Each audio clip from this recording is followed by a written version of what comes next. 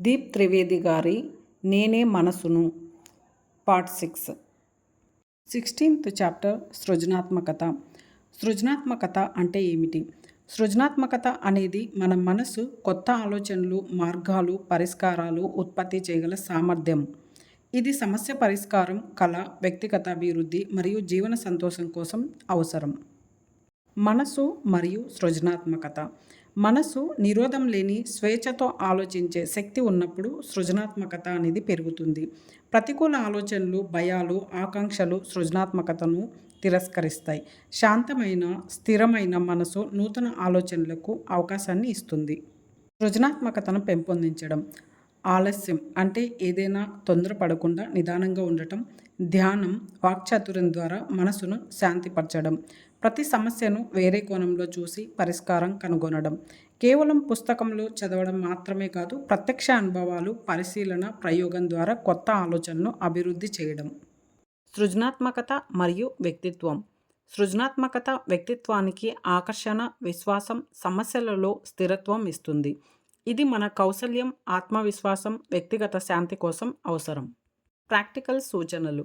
ప్రతిరోజు ఒక చిన్న సమస్యను కొత్త కోణంలో చూడాలి, లేదా ఒక కొత్త ఆలోచన లేదా ఆర్ట్, రైటింగ్, సంగీతం వంటి క్రియాత్మకత పనులు చేయడం.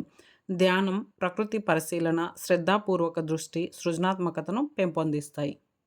ఈ చాప్టర్ యొక్క సారాంశం ఏమిటంటే, సృజనాత్మకత అనేది మన మనసులోని నూతన ఆలోచనలు, పరిష్కారాలు అభివృద్ధి చేసే శక్తి. దీని ద్వారా మనం వ్యక్తిత్వాన్ని మెరుగుపరుచుకొని జీవితంలో సంతృప్తి మరియు ఆనందాన్ని పొందవచ్చు. 17th చాప్టర్ ఏకాగ్రత. ఏకాగ్రత అంటే ఏమిటి? ఏకాగ్రత అనేది మనసును ఒక విషయం, పని, ఆలోచనపై సార్థకంగా కేంద్రీకరించడం. ఇది ఫోకస్, ఆలోచన శక్తి, పని సామర్థ్యం పెంచుతుంది. ఏకాగ్రత మరియు మనసు సంబంధం. మనసు ఎల్లప్పుడూ అనేక ఆలోచనలు మునిగి ఉంటే ఏకాగ్రత సాధ్యం కాదు. నిరంతర జాగ్రత్త లేదా మైండ్ఫుల్నెస్ మరియు మనసు శాంతి ఏకాగ్రతకు మూలం అవుతుంది. ఏకాగ్రత అవసరం ఎందుకు? మన పని, సమస్య పరిష్కారం, అధ్యయనం, ధ్యానం, వ్యక్తిగత మరియు వృత్తి రంగంలో సఫలతకు ఏకాగ్రత అవసరం.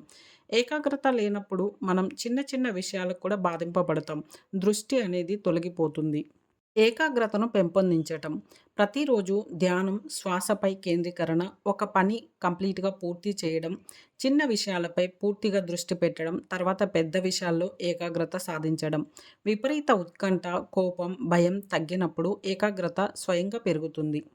ప్రాక్టికల్ సూచనలు. ప్రతిరోజు 5 నుండి 10 నిమిషాలు శ్వాసపై దృష్టి పెట్టి ధ్యానం చేయడం.